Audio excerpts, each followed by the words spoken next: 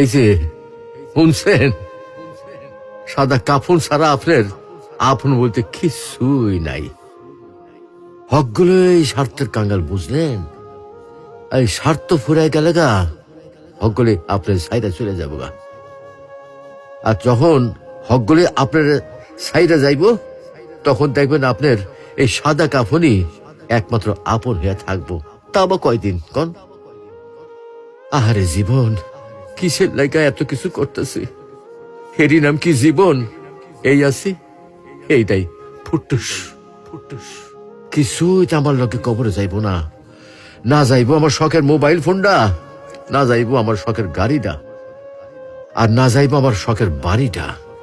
কিছুই সাথে যাইব না।